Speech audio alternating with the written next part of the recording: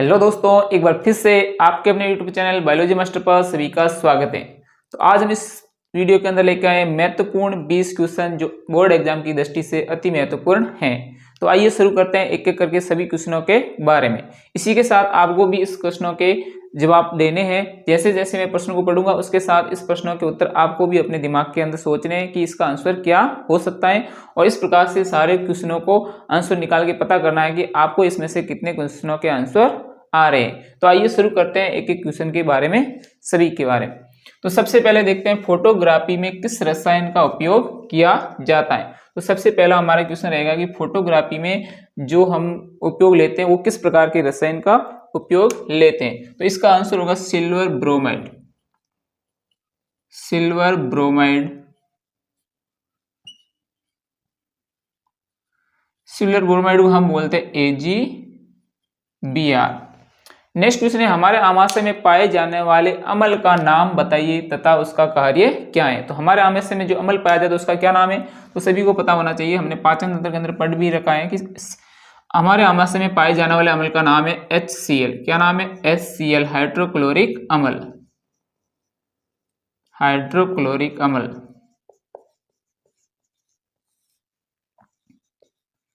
Next है पूछा कि कार्य क्या है। तो हमारे आमाशय में जो अम्ल पाया जाता है उसका क्या कार्य है। तो कार्य बात करेंगे तो अम्ल की जो हमारे आमाशय में अम्ल पाया जाता है उसकी पीएच कितनी होती है। तो पीएच हम देखते हैं कि हमारे आमाशय में अम्ल पाया जाता है उसकी पीएच होती है 1.2 से लेके 2.5 के बीच होती है। मतलब पीएच बहुत कम है, इसका मतलब अम्ल काफी प्रबल है।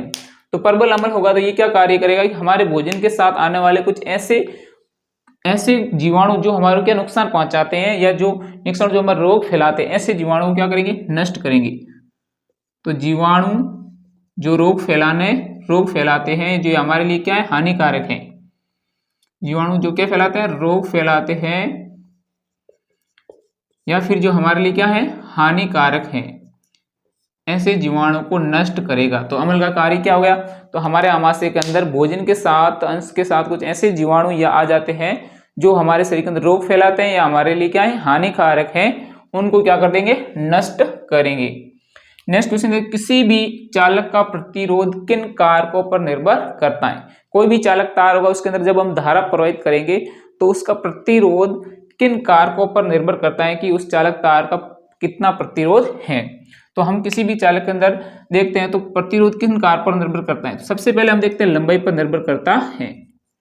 लंबाई पर निर्भर करता है मतलब प्रतिरोध लंबाई के समानुपाती होता है। जैसे जैसे लंबाई बढ़ेगी वैसे वैसे तार का प्रतिरोध बढ़ेगा। उसी के साथ और किस पर निर्भर करता है? तार के अनुप्रस्थ काट क्षेत्रफल पर।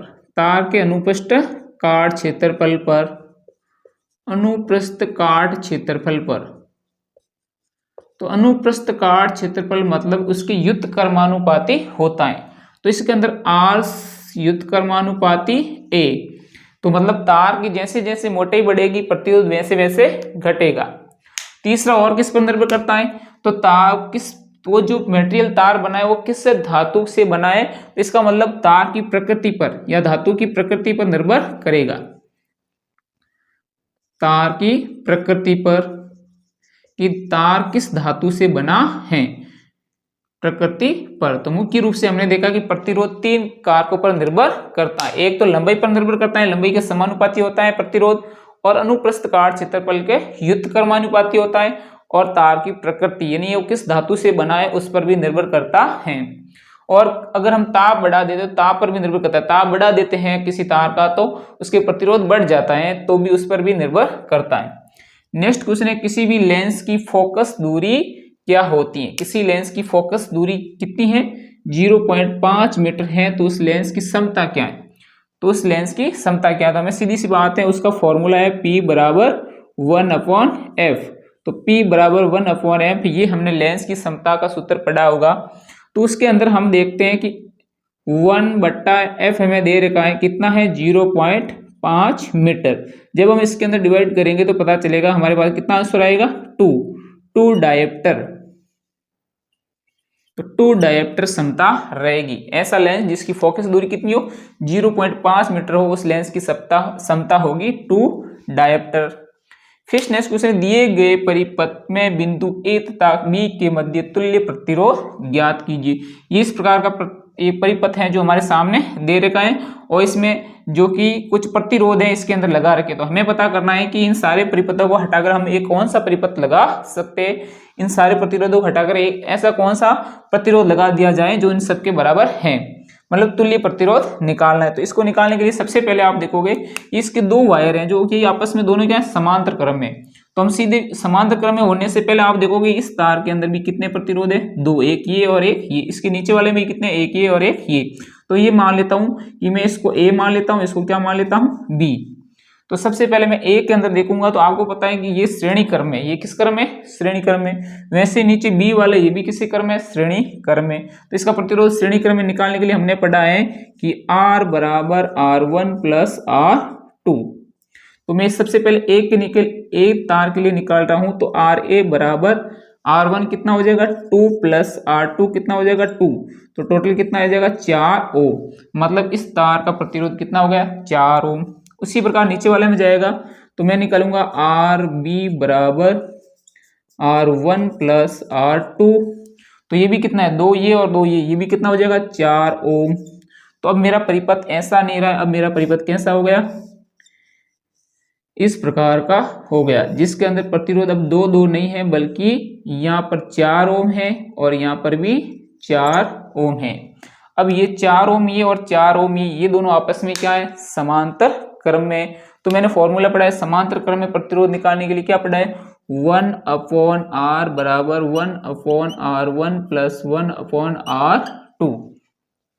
तो इसके अंदर आप इस संख्याओं को दर्शा दीजिए। दो 4 हैं तो 1/4 प्लस 1/4, दोनों का लसागु लोगे तो कितना आ जाएगा 4 बटा कितना आ जाएगा ऊपर 2। इन दोनों को काटेंगे तो सामने आएगा 1/2। फिर हम इनका वज्र गुणा करेंगे तो हमारे सामने R आ जाएगा R बराबर 2। तो इन सब प्रतिरोधों को हटाकर हम कौन सा एक प्रतिरोध रख सकते हैं, 2 ओम का। तो इन परिपथ के अंदर तुल्य प्रतिरोध हमने ज्ञात किया तो कितना आया, 2 ओम आया है। फिर नेक्स्ट क्वेश्चन है, दो ऐसी धातुओं के नाम बताइए जो प्रकृति में मुक्त अवस्था में पाई जाती हैं। तो मुक्त अवस्था में सबसे कम क्रियाशील धातु कौन सी है, सोना। एक सोना हो गया जिसका नाम Au, एक हो गई चांदी जिसको हम बोलते हैं Ag, एक हो गया प्लेटिनम, प्लेटिनम जिसको हम बोलते हैं Pt। तो ये ऐसी धातु हैं जो कि प्रकृति में मुक्त अवस्था में पाई जाती है, वो किसी से अभिक्रिया नहीं करती हैं। तो ये 3 धातु होगी, हमें 2 पूछी। अब नेक्स्ट क्वेश्चन की बात करते हैं कि हिमाचल प्रदेश में स्थानीय सिंचाई व्यवस्था को किस नाम से जाना जाता है। बहुत ही मोस्ट इंपोर्टेंट क्वेश्चन है, इसको पूछा भी जा सकता है तो ध्यान रखना है। इसको हम बोलते हैं कुल्ले, क्या बोलते हैं, कुल्ले। तो हिमाचल प्रदेश में जो सिंचाई की जाती है उस व्यवस्था को हम बोलते हैं कुल्हे। तो वहाँ की ये स्थानीय भाषा में इसको इस नाम से जानते हैं। फिर ये सौर कुकर के लिए कौन से दर्पण का उपयुक्त है। सौर कुकर होता है जो सौर ऊर्जा से सूर्य से हम चलाते हैं, उसके अंदर जो दर्पण काम में लिया जाता है वो किस प्रकार का होता है। तो ध्यान रखना ये अवतल दर्पण होता है। कौन सा दर्पण, अवतल दर्पण काम में लेते हैं। फिर नेक्स्ट क्वेश्चन है, मेंडलीव के समय कितने तत्वों की खोज हो सकी थी। तो मेंडलीव ने जब अपनी आवर्त सारणी दी थी उस समय इस प्रकृति के अंदर कितने तत्वों की खोज हो चुकी थी। तो वो तत्व थे 63 तत्वों की खोज हो चुकी थी। नेक्स्ट क्वेश्चन है, वायुमंडल में ओजोन परत हमारी पृथ्वी को किससे रक्षा करती है। जो हमारी वायुमंडल में ओजोन परत है वो सूर्य से आने वाली ऐसी कौन सी किरणें हैं जो हमारी पृथ्वी की क्या करता है, रक्षा करता है। तो उसका नाम है पराबैंगनी किरणें, पराबैंगनी विकिरणें, पराबैंगनी विकिरणें। तो ये किरणें होती हैं, इनसे बचाने के लिए ओजोन परत हमारी रक्षा करती हैं। अगर ये किरणें ओजोन परत नहीं हो तो सीधी पृथ्वी पर आ जाए तो मनुष्यों के अंदर विभिन्न प्रकार के कैंसर और बीमारियां हो सकती हैं। फिर नेक्स्ट क्वेश्चन है, मनुष्य का रक्त किस यंत्र से मापा जाता है। तो डॉक्टर हमारा जो रक्तचाप मापता है कि कितना ब्लड प्रेशर है वो किस यंत्र से मापता है। तो उस यंत्र का नाम है स्पाइग्नोमेनोमीटर,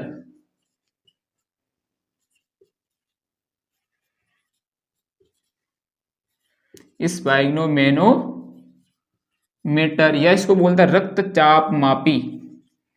रक्तचाप मापी। तो ये दोनों नाम है, हिंदी में इसको बोल दे रक्तचाप मापी, नहीं तो स्पाइगनोमेनोमीटर, जिससे हमारा डॉक्टर हमारा ब्लड प्रेशर मापता है।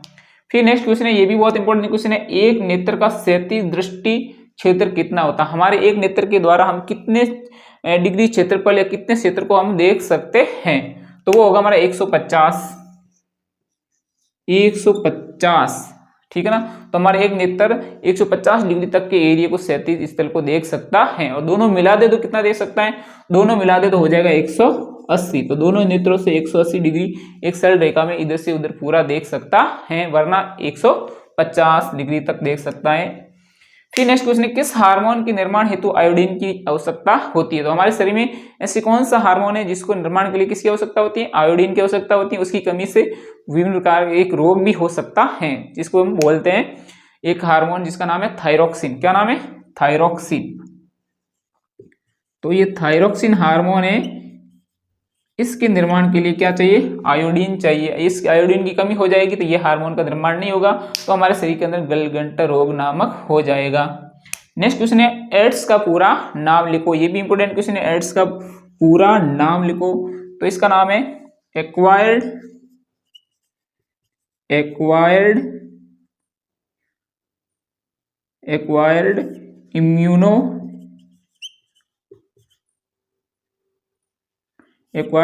डेफिशिएंसी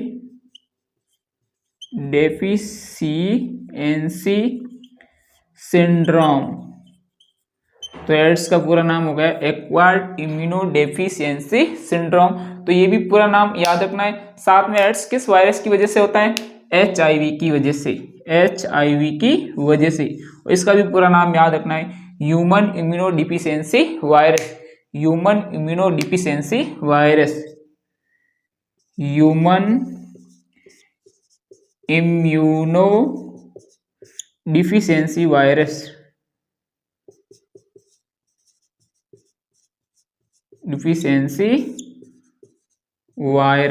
तो ये इस HIV का भी पूरा नाम याद रखना है।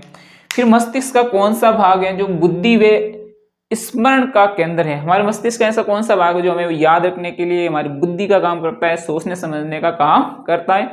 तो हमारे अग्र मस्तिष्क का ही एक भाग है, अग्र मस्तिष्क का ही भाग है, अग्र मस्तिष्क का ही भाग है। कौन सा? प्रमस्तिष्क। तो ये हमारा बुद्धि का या सोचने समझने का, स्मरण रखने का भाग है मस्तिष्क का। फिर नेक्स्ट क्वेश्चन है, कोई ऐसे 3 जनन संक्रमित रोगों के नाम बताओ।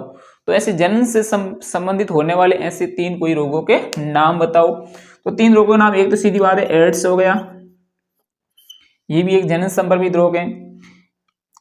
एक हो गया मस्सा रोग, तो ये दोनों वायरस से होते हैं। किससे होते हैं? वायरस से होते हैं। फिर जीवाणु से होने वाले 2 रोग है, गोनेरिया, एक का नाम है गोनेरिया, एक का नाम है सिफिलिस। ये ऐसे 2 रोग हैं जो जीवाणु से होते हैं, और ये 2 रोग हैं जो कि वायरस से होते हैं। नेक्स्ट क्वेश्चन है, बल्बों में कौन सी गैस भरी जाती है? जो विद्युत बल्ब है उसके अंदर कौन सी गैस भरी जाती है? तो इसको भी याद रखना है। इसके अंदर एक तो गैस होती है नाइट्रोजन और दूसरी गैस होती है ऑर्गन, नाइट्रोजन तथा ऑर्गन। और ये गैस क्यों भरी जाती है?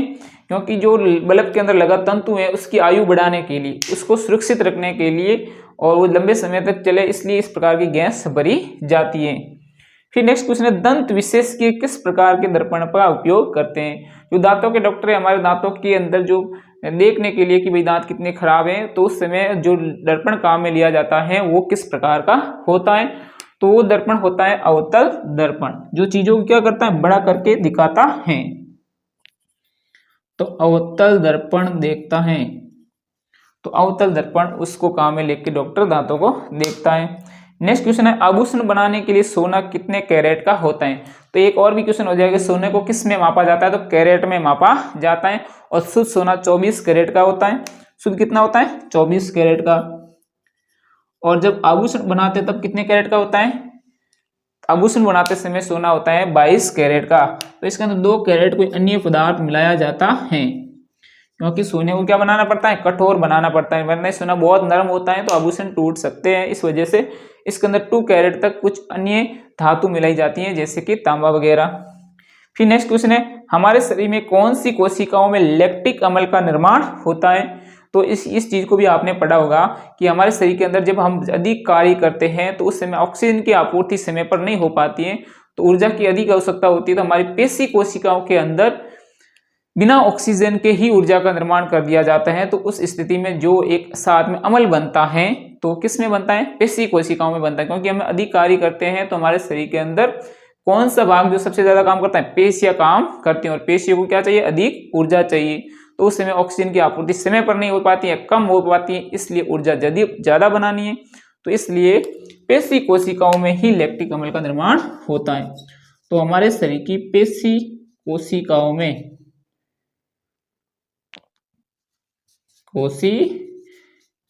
में या पेशियों के अंदर लैक्टिक अम्ल का निर्माण होता है। तो यहाँ पर अभी टोटल जो कि 20 क्वेश्चन है, जो कि 1 नंबर के या 2 नंबर के मोस्ट इंपोर्टेंट क्वेश्चन है यहाँ पर, जिसकी हमने अभी चर्चा की है। देखते हैं आपको इसमें से कितने क्वेश्चनों के आंसर आ रहे थे, कमेंट बॉक्स में जरूर बताइएगा। फिर नेक्स्ट वीडियो के साथ मिलते हैं मोस्ट इंपोर्टेंट क्वेश्चन को लेके। तब तक जय हिंद जय भारत।